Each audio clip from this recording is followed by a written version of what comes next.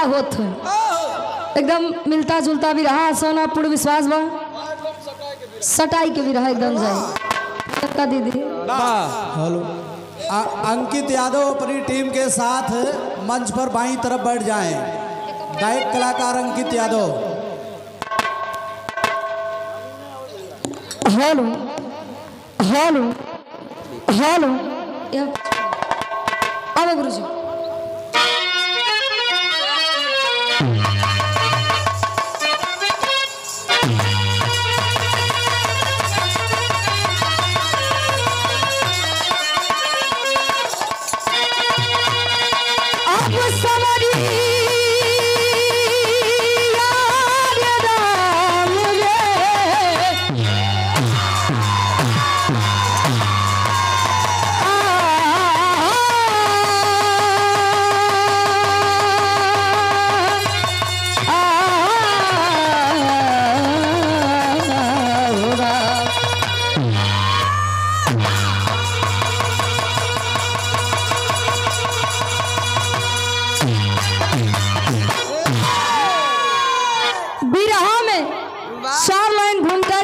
कभी से लिखा था कैसे गुरुजी।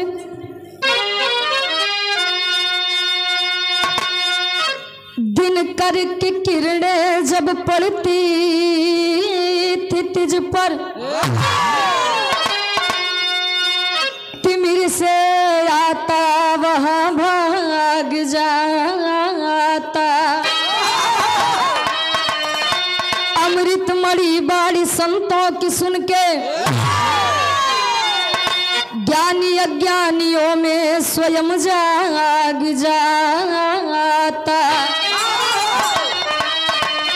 निज स्वार्थ करो लाख जब तप करो अरे छलकती ही है उसमें भी असुरों की छाया पर स्वार्थ में त्याग करते हैं जो वही भक्त भगवान को भी हमारा।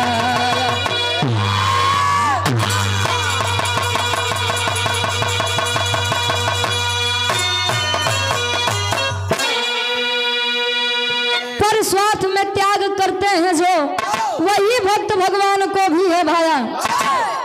बिना स्वार्थ अगर काम करबा तो काम का फल मिले अगर पहले स्वार्थ जोड़ लेबा तो कर फल विराह में बड़ी बढ़िया गजल का संकेत करत हैं कवि जी।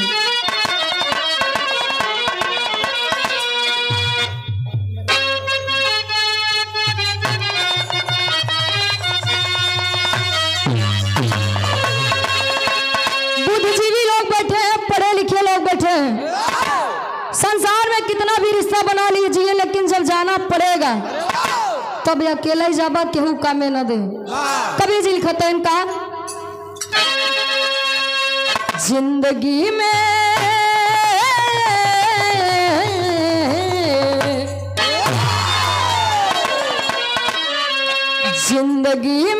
हजारों का मेला जुड़ा हंस जब जब उड़ा तब अकेला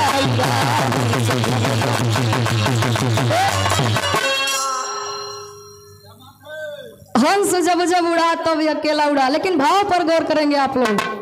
आप परम सम्मानित आदरणीय श्री कवि सूर्यभान यादव जी गुरु जी के द्वारा इस भाव को समझते हुए 200 रुपए का महान आशीर्वाद कहे। भक्ति शक्ति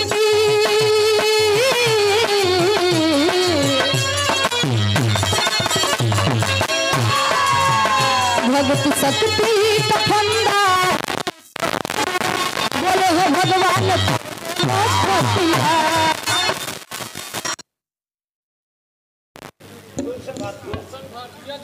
आप आदरणीय श्री गुलशन भाटिया जी झूसी की पावन धरती से 200 रुपए का महान आशीर्वाद। विष्णु जी कहा था लिखा नहीं है लाल भाग्य में लिखा नहीं है लाल भाग्य में आप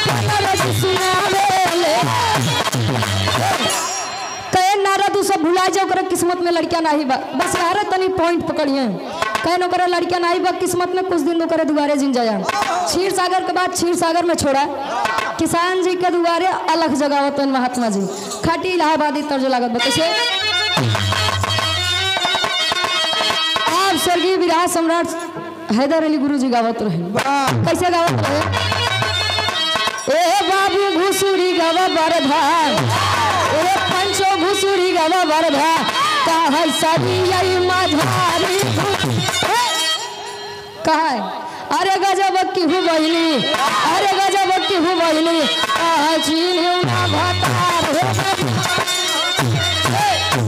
अरे तो टंगी में टंगिया, ए बाबू टंगी में टंगिया, फसवली हो जाइया, कहे टंगी में टंगिया, फसवली रे नदी हो जाइया, तो कहे ऊपर से डाल के ही लवली हो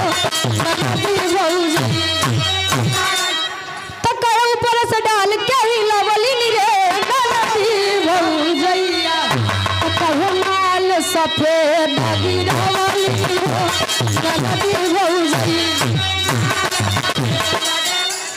माल सफेद गिरवली हो नदी हो जाइया। राम श्याम की जोड़ी आप परम सम्मानित कवि श्री सूर्यभान यादव जी और मंजू मिश्रा जी, पुनः 101 रुपए का महान आशीर्वाद। लेकिन गौर करेंगे आप लोग, किसान जी के दुआरे अलग जगह बा, महात्मा जी अलग जगह होता है इनका। ए बाबू जय रोटी डटै बटवाला, अरे जय रोटी डटै बटवाला, कहा है बड़ा दान जय रोटी डा वो तने तनारा जी के बात सुनते ही मान किसान जी बाबा कहन का कहे कहीं सुने बताओ तही कहे भूखिया लगलवा जइबो रोटिया खियाई जय रोटी तय लाल पहाड़ में पैदा हुई है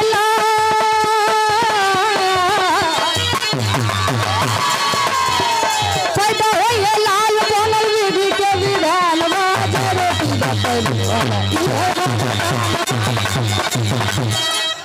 कहे स्वामी बहुत दिन हो बाद कुछ खाए नहीं है जय रोटी खिया देता आशीर्वाद दे जाते लड़कियां हो जाते हैं उतने तो किसान जी गए देखे तो 7 रोटी मलकिन कहीं कहा इन तो लुटाई देता है कहे पगली ते चुप रहो कहे हाँ यही सब करे तो लड़कियां हो गई करे 7 रोटी महात्मा जी खाए ना आत्मा तृप्त भाई आशीर्वाद दे के गए भवा का टेरी के भाव में कवि जी लिखा अरे भक्ति की शक्ति भारी पड़ गई अरे तो भक्ति की शक्ति भारी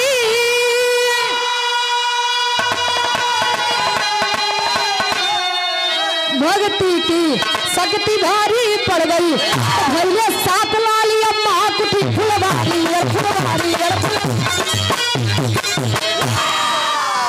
भैले 7 लाल या महाकुठी फुलवारी भक्ति की शक्ति भारी पड़ गई 7 गदेला किसान जी के बहन राधे श्याम के भाव में कवि जी लिखत है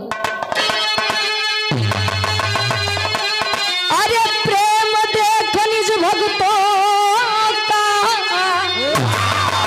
अब भगवान भी झुक जाते हैं तो भगवान भी झुक जाते हैं तो यान होली को होली करके दास की लाज बचाते हैं अनहोली को होली करके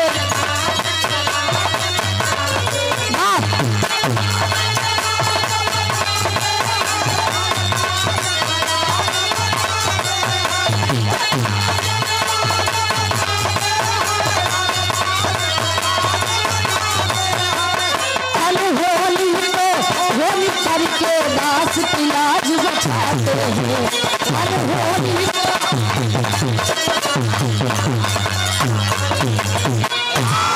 आप धर्म के बड़े भाई रमेश मिश्रा जी करुआडीह की पावन धरती से 101 रुपए का महान आशीर्वाद अनहोनी को होनी करके दास की लाज बचाते हैं नारद जी आकाश मार्ग से जाते हैं किसान जी के द्वारा देखें 7 गदेला है आज जाने की इच्छा जगी बा कहन कस भैया किसान जी इस 7 गदेला क्या कर कहन का प्रभु मजाक करत है वही बात करत है आप जैसा दयावान हम क्यों देखे न रहे कहन का हो कहन हमसे कया हम 1 गदेला देवाऊ बाहर आपका महिमा 7 गदेला देवाई दी है कहन अच्छा मतलब हमरे साथे धोखा, हमरे साथे गद्दारी। विष्णु जी लगे गुस्सा में जाते हैं, पहापट के भाव में कवि जी लिखते हैं कैसे?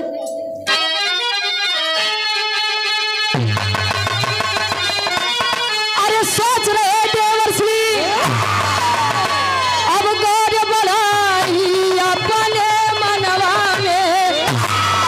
अरे तो सोच रहे देवर्षि अब गौर बढ़ाई अपने मनवा में, कहा नेत्र के लहू मिटाई अपने मनवा में।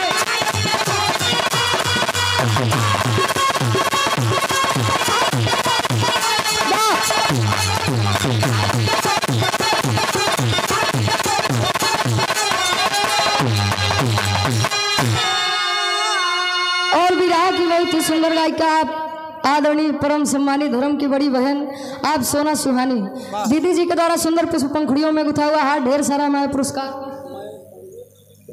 आप आदरणीय मयंक पांडे जी बरसता कला की पावन धरती से 101 रुपए का महान आशीर्वाद।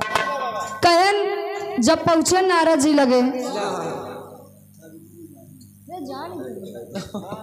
आप परम सम्मानित विराह की बहुत ही सब गायिका आप धर्म की बड़ी बहन सावित्री बागी जी आपकी तरफ से सुंदर पुष्प पंखुड़ियों में गुथा हुआ हाथ ढेर सारा मैं पुरस्कार आशीर्वाद के चाह रहे हैं। किसान जी के दुआरे जब वो लड़कियां देखें तो गुस्सा में विष्णु जी लगे गए। अब विष्णु जी जब देखें तो समझ गए सारी माया।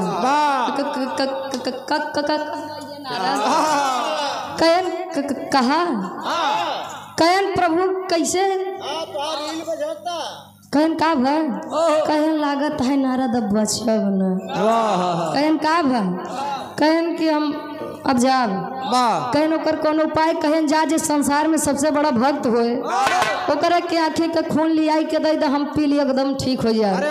कहन बस इतनी छोटी बा लेहन चाकू कटेरा पहुँच दे मृतलोक में। अरे दर दर भटक रहे मुनि नारद हाथ में पात उठाई हो पूर्ण हुई ना मन की मनसा तब संत में बात जब आई हो। अरे तो पतिया सुन के सोचे अरे तो पतिया सुन के सोचे अब नारद जी अपने मनवा में कहाँ नेत्र के लहू मिल पाई अपने मनवा में।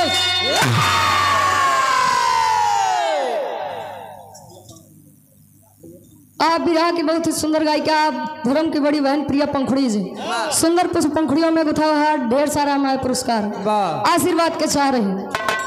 चाकू कटोरा लाई के मृत्युलोक में टहरा तहन जेका देखा तहन तिलक चंदन लगाए बा राहुल भैया तिलक चंदन लगाए बा कहन कस भैया विष्णु जी के भक्त है कहन पूछा जी उनसे बड़ी भक्ति तो हमसे ज्यादा के कही नहीं सके कहन तब लावा आंखें खोंदा कहे न रे प्रभु इतना बड़ा अब इतना बड़ा ना ही आई कि एक आँखी सुर हो जाए हमार घरे दुल्ही बा दूठी गदेला हाँ कहाँ जाएंगे।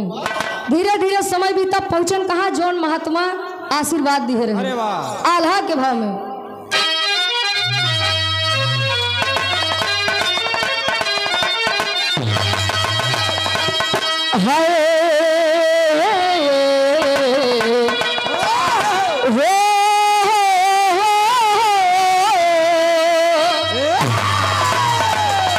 धन के मिले जैसे ज्ञान के गठरिया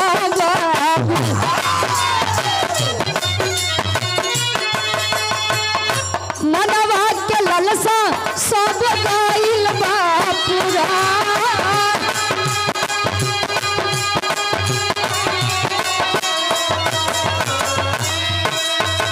सुर नार मुनि करते जे करे भजनिया बाबू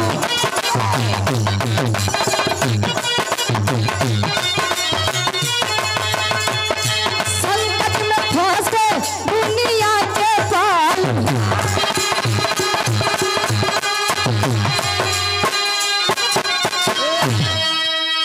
कहानी एकदम लास्ट में आप लोग गौर करिए।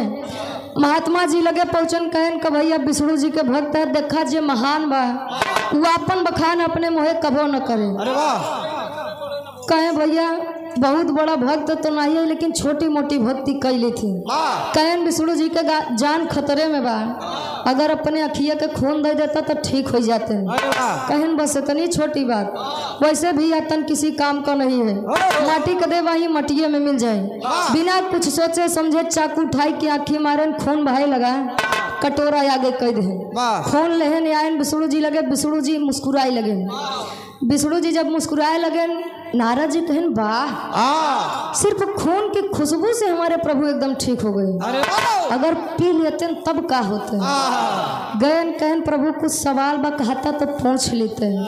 कहन पूछा, कहन अच्छा एक बात बतावा, हम मृत्युलोक लौट के आए ते आप कहा कि ओकरे किस्मत में लड़कियां है ही न बा, अब बतावा एक ना दुई ना सीधे ओकरे 7 गदेला कहाँ से। कहन नारद अभी नहीं जान पाया। कहन नहीं, कहन काहे बड़े, कहे जब तू आया तो तू कहे संसार का सबसे बड़ा भक्त हम ही, और जब खून दे के पारी आए तो लगे चाकू कटोरा लेके टहरे। अभी बतावा तू केकर भक्त है, केकर भक्ति करत है। आज नारद जी को पश्चाताप होता है। आखिरी में खड़ी के भाव में कवि जी लिखत है,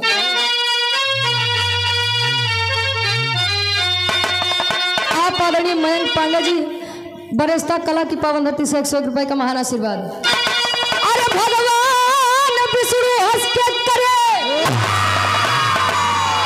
अब पयनवा नारद जी। अरे भगवान विष्णु हंस के करे अब पयनवा नारद जी, हमसे बड़ा बटे भक्त के असनवा नारद जी।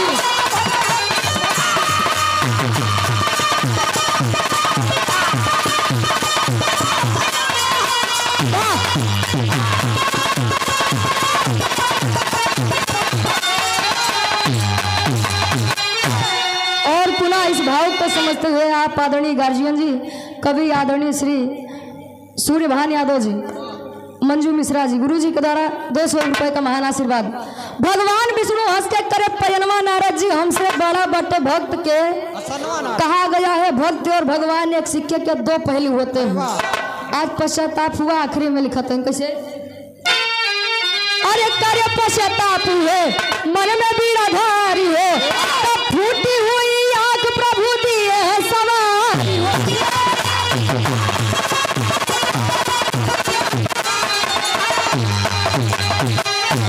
अरे खुल गई तब ज्ञान के, अरे खुल गई तब ज्ञान के अब नयनवा नारद जी। खुल गई तब ज्ञान के अब नयनवा नारद जी, हमसे बड़ा बटे भक्त के असनवा नारद। करे पश्चाताप हुए मन में बीड़ा धारी हो, फूटी हुई आग प्रभु दिए हैं सवारी हो। अगर निस्वार्थ करबा तो सब मिले, अगर स्वार्थ से करबा तो कुछ न मिले। इन्हें अगरबत्ती दिखावा ता कहें अगर आई जावे तो जान ला दिवाली में लड़ाई के मारे खाना निकाल दे आवत तो खाई थी, तो ऐसा भक्ति करे कोनो मतलब नहीं बा। भक्ति करिए लेकिन भाव की। आखिरी में खानदान के परिचय बा। अमृता हॉस्पिटल निःशुल्क परामर्श प्रत्येक बुधवार आप डॉक्टर पुष्पा यादव जी 101 रुपए का महान आशीर्वाद। जेके हॉस्पिटल 101 रुपए का महान आशीर्वाद। आप पुनः इस भाव को समझते हुए मयंक पांडे जी बरेस्ता कला की पावन धरती से 101 रुपए का महान आशीर्वाद। गुरु बिहारी गुरु गणेश गुरु रामलाल गुणकारी।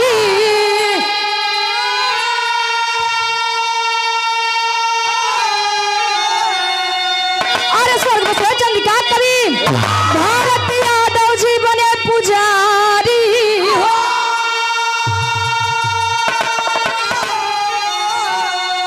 भक्ति की शक्ति भारी पड़ गई, अरे तो भक्ति की शक्ति भारी।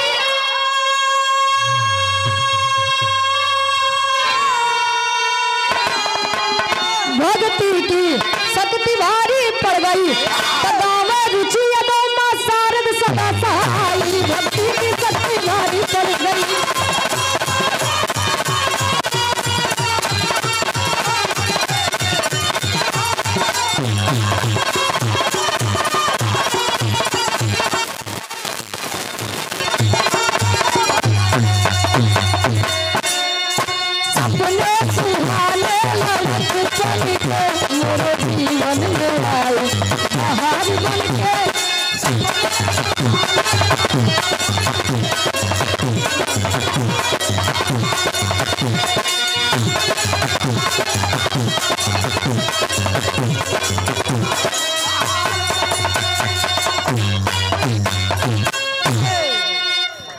बहुत बहुत धन्यवाद रुचि जी, एकदम समय पर आप खरा उतरी।